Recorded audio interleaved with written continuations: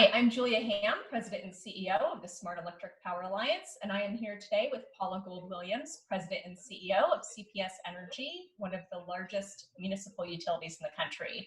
Paula, thanks so much for joining me. Hey, Julia, thank you so much for inviting me. I've seen a couple of these are already, and they're awesome. So you put a lot of pressure on me, but excited to be here with you today. Thanks. So, as you know, Paula, this series is on the role of utilities and social equity. And obviously, these days, social equity is a very important topic in all aspects of our society. There's a really important role for utilities, obviously, with its employee base. But what I'd like to focus on today is the role of utilities and social equity externally with the customers and the communities that you serve. So let's start. I'd love to hear from you just your top line thoughts about when you think about the role of utilities and social equity with your customers and the communities you serve. What role do you think the utilities have to play? I think utilities have a huge role, just broadly in our industry. It is past time, and we're in the middle of an evolution on energy. And obviously, we are a concentrated place where we can all focus about evolving from more fossil fueled energy that was kind of the commonplace thing across our industry to clean energy, to new technologies. And so in listening to the broad base of customers that we have, we serve communities with a broad perspective, and we can concentrate. And when we make our decisions, they're big and they're long term, they're meaningful. And when I entered the industry about 16 years ago, we would make economic decisions. We would talk about affordability, but we didn't necessarily try to think about the aspects of policy and social justice and inviting people into conversation that before now wasn't considered sexy. But now it's really important to do that, and it's important to do it with many dimensions of making decisions. So I think utilities usually can help change the dialogue, the interest, the excitement, and making better decisions. So that's a great articulation of the role of the utility. What are some of the things, as you said, when you first entered the industry, it wasn't a top of mind conversation. What are some of the things that CPS has done in the course of your time with the utility that you're most proud of to really bring these issues to the forefront and begin to address them? My predecessor said to me, Paula, make sure that you think about what's important to you. What prisms are you going to utilize to really drive how you make decisions? And I would tell you, I had to think really long and hard over a weekend, and I thought about it, and I came up with our people first philosophy. And in that, we spend a lot of time thinking about customers. Customers are in our business trinity. It's customers, it's community employees. And in thinking about our customers, we have to think about what their preferences are, but we also need to think again about making the best decisions and reaching for solutions that we didn't have before.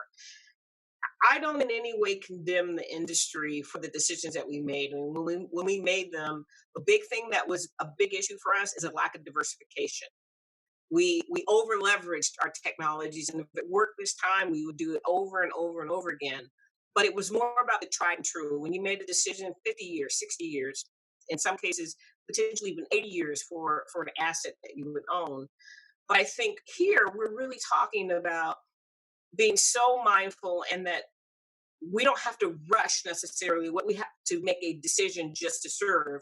We need to rush to new technologies and introduce them in a way where people can feel connected to that, and they start to put more weight on how do you make decisions that are better for your community, better for the air quality, better for the economics. How do you transition careers, and how do you encourage what we call our new energy economy in a way that brings in new ideology, again through the prism of doing something great for a community that when you look back, you want to be proud of those things. And there's been a ton of change in the industry, Julia, for the last 16 years that I've experienced. And I think we're more ready now than ever to make decisions through multiple prisms and make an optimal decision that speaks to social equity. from that standpoint, we also closed 2 coal units that we committed to 6 years earlier.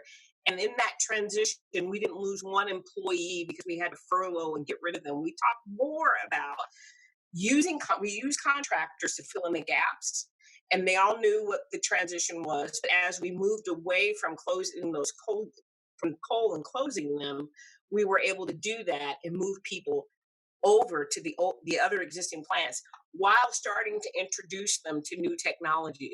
And then I'm very proud of the flexible path. Our strategy, I talked to the team about 3 years ago and said, hey, we got to do things differently. And we created a strategy that allows us not to be stuck in our history, to be informed by our history, but ultimately to say we've got to invite new people into our partnerships. I want to rewind to your experience with closing those 2 coal plants and retraining the workers. As you're speaking to other utility leaders who are preparing for coal plant closures, how much time in advance of the actual closure do you think you need to really adequately retrain workers, either for work within your own company or to help place them in other industries where their skill sets are applicable? I think the retraining piece, where we are now, isn't the most complicated aspect of it. I think people are, just in this last year, people are a lot more open to technology, digital solutions, rethinking work. Process looks different, communication looks different. We did have to spend a lot of time a couple of years ago trying to prove to people that change is coming. Mhm. And you can't assume. So there's a psychology issue that takes a lot longer. People assume that their career will escape the new technology. They'll say things Yeah, like, they won't be impacted, only everybody else. Yeah. yes, yes, yes. You can just grandfather me from that. Do it to other people, right? So in some ways, the psychology piece to get people to be really believers of the evolution of change, I think that takes several years, really, to get them to actually experience it. And so that wasn't the biggest thing in our history. It took us about 6 years, but we were early on. We About 6 years ago, we made a decision to close those coal units, and we hadn't thought about how to do that. And microgrids weren't as effective and as common, and they'll be more common. So I think it's just like Moore's law. It'll take less effort to make change, but the thing I will say, it's not a snap of the finger. Mhm. It isn't declaratory. You don't just say, "No big deal. I closed the unit, and that's it." I mean, really and truly, you have people who join this industry, and a lot of them assume that their careers were going to follow the assets. Mhm. And so when you tell them that you won't retire at this plant, right? And the skill level that you had will be helpful, but not the primary basis of your success in your career. And that you have to change into learning mode, very different than you ever thought. Those things I think still take a couple of years to do. Mhm. It's a massive change management project. Yeah. Huge. Yeah, absolutely. Well, let's go back to the flexible path. And I would love to hear your thought process as you were going through the early stages of that, thinking about low income customers, disadvantaged communities. What part did they play in that conversation, both in terms of CPS's thinking about how to make sure that the plan didn't disproportionately negatively affect those customers and communities more than others, but also how, if at all, did you engage those communities in the process and the dialogue as you were creating the plan? So we have this crew, community response unit that was created in an effort to reach customers that we wouldn't normally reach. Mhm. Customers that had income challenges or elderly or um, in some way they were isolated, and we were trying to solve the issue of how can we do better, just communication effort, make sure that people understood our programs. And so this crew unit goes out all the time. They go to these senior centers and community centers and um, different organizations and set up informational activities. And then we're constantly asking them, can we come where you are? Right? We had to figure out that it was more about coming where they are.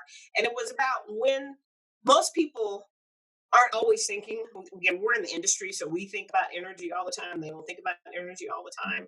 And so we would join fairs and fiestas in San Antonio and different things where we'd have all these informational booths.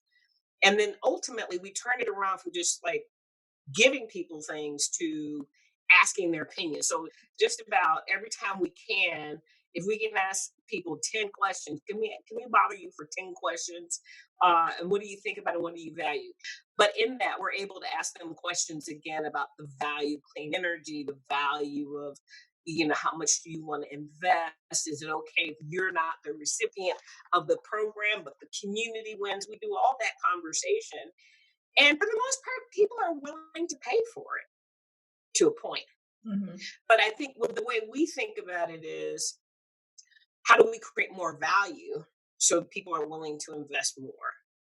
And again, talk about it transparently so that people have the right idea. You know, if this is the investment that our community is making in our energy solutions and our clean air, those things, and we can control that by continuing a conversation. So that's kind of how we did it, very organically. It took us, we cobbled together all of these things and created like economies of conversations around that. Yeah. Well, Paula, what I'm hearing from you is very consistent with just my own experience with successful leadership generally is constant, frequent communication, transparency. So what I'm hearing from you really resonates in terms of what makes sense, right? It's not necessarily always needing to be a special effort related to a specific project, but it is an ongoing part of your culture now within the company, which is really fantastic to hear.